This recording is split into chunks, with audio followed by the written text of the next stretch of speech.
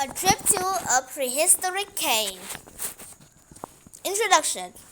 Eager to see stalactites and stalagmites, Emmanuel and Victor begged to see caves while driving through France. They were learning about caves in school and wanted to see some bats too. "Let's stop at Fond de Gani," said their dad. "It's not far from here, in Les Azy." The tour of Fond de Gani. Victor, Emmanuel, and their mom and dad signed up for a tour and walked up some steps to the mouth of a cave. A heavy padlocked door blocked the entrance. Sitting on a shade with other families, they waited for the tour guide. When the tour guide arrived, she locked their backpacks and purses in the cabinet. "This helps to protect the cave from objects brushing its sides," she said. Then she offered a suggestion. "If you have jackets, keep them with you. It's much cooler in the cave." Once inside, the boy's heart sank. The cave was dry, which means no new stalactites or stalagmites were forming. They also didn't see any bats flying around. Victor shuffled his feet and whined, "What's so great about this place?" After walking 19.8 meters, 65 feet, the tour guide used a flashlight to illuminate a steam painted on a cave wall. The group gasped in admission. They saw 5 bison painted in several colors, outlined in black and partly in gray. "Wow, this is better than stalactites," exclaimed Eman. The tour guide shared that they were in one of the 6 most important caves in the world from the Upper Paleolithic period. Scientists think this cave was painted around 14,000 BCE, when only modern Homo sapiens lived. A unique thing about this cave is that the paintings are polychromatic, which means they are made of many different colors. Their guide leads them deeper into the cave and shined a flashlight on another painting. This one showed reindeer. Victor noticed the antlers first, then found the edges of the body and laughed when he saw that one reindeer was licking the other. Moving pictures. The guide showed them another bison scene. He turned her flashlight's white line, switched to a red line. Moving quickly, she amazed a flicker of fire. An amazing thing happened. The bison that looked pasted on the stone wall in the sight right now seemed to come alive. Its side filled out. It looks as if it were breathing. The painting seemed to leap over rock with stamping hooves. "Remember," said the guy, "these paintings were made and viewed by people using torches, not flashlights. The flickering red light helps you see the surface of rock through paint. Now you can see the carved paintings in the light that ancient humans saw them." The group continued to wander around the cave.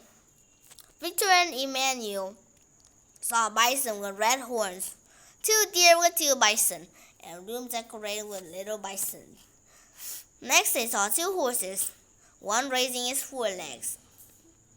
"Here's your stalactite," the guy said, pointing to the hind legs of the horse. Asian painters used stalactites to help them represent movement. They used the unevenness of the rock to show the fullness of an animal's body. "What kind of paintings have you seen in this cave?" asked the tour guide. A girl on the tour answered, "They're all animals." "Right," said the guide. For thousands of years, cave paintings had only 3 kinds of subjects: animals, symbols, and people. There are no paintings of trees, plants, flowers, or the sun. As they stepped out of the window, and came into the bright warmth of the summer afternoon sun. Victor nudged his brother. Remember when you were little and you drew a horse on the dining room wall? Yeah, and Mom said. You're not a caveman. Newspapers are drawn. A tour guide overheard the boys and said, Actually, cavemen didn't live in the caves. You can go to Prehistoric Park to see how people really lived when this cave was painted. Let's go, chimed the boys eagerly. Prehistoric Park. After the tour, the families ate sandwiches for lunch at a cafe and then drove up the road to Prehistoric Park. It was filled with lifestyle scenes and pathologic hunter-gatherers. Each scene has a sign describing the history of the scene. Victor and Emmanuel learn about people in their homes, food, and art. People today often think of cavemen as hairy humans who lived at time of dinosaurs, where animal skins carried a club and dwelled in caves. Victor and Emmanuel learned first that dinosaurs didn't have any human company. Second, the boys learned that while early humans may have worn animal skins, they probably carried spears, not clubs, and didn't want to live in a damp, dark camp, or even prehistoric people, according to the first sign. Their homes. If these hunter-gatherers didn't live in caves, what if they lived? Emmanuel asked. The first few scenes of the park answered his question.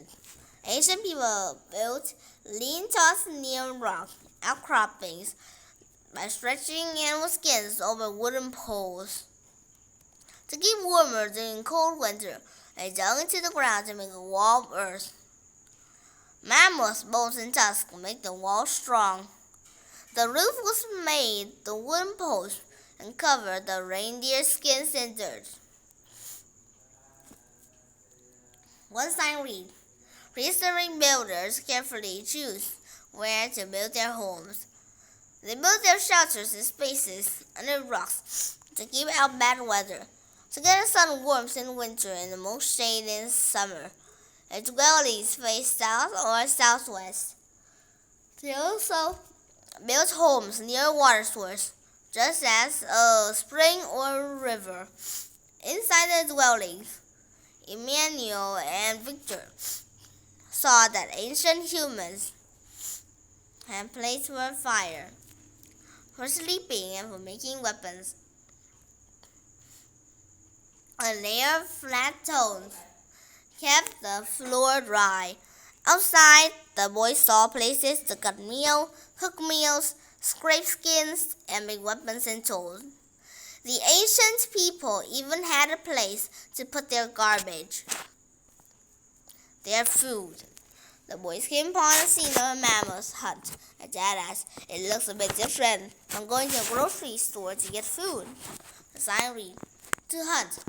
Early humans worked together to get traps in the marshland, and they lured an animal close to the trap. Once a mammoth fell into a trap, it got stuck in the mud, and a man got more safely killed it by throwing spears. Emmanuel and Victor learned that prehistoric people probably fished more than they hunted. Fishing was not as dangerous as hunting.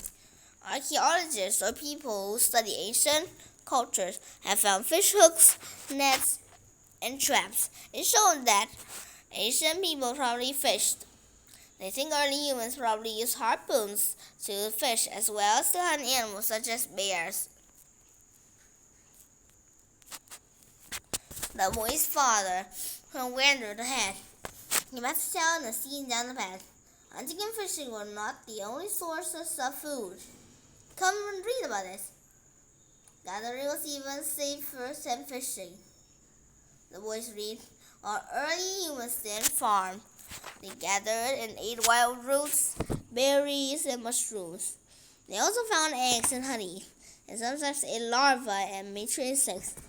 Insects? Asked the boys at the same time. They're so surprised I didn't even say jinx. Their art. Next, the boys saw a scene of early human drawing on a cliff. Maybe this could tell us more about the card paintings, said Emmanuel. The boys learned that early Homo sapiens liked to draw, often on animal bones and cave walls. These ancient people didn't just draw anything they saw in their world. They drew things that mean something to their hearts, maybe as an act of worship. A teen sign read, Prehistoric painters use their fingers and brushes made from hair or plants to apply paint.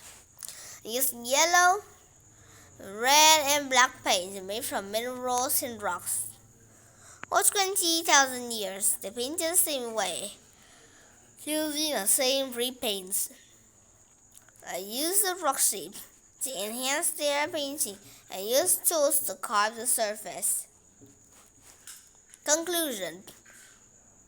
Victor, Emmanuel, and their parents took a canoe trip to Georgian River, passing castles and caves that rifted the golden cliffs.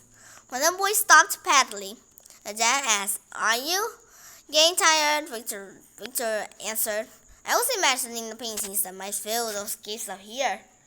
"Wouldn't it be great to be the one who discovers them?" Emmanuel added. He was already dreaming of becoming an archaeologist and discovering more about the people who painted caves long ago. Bye.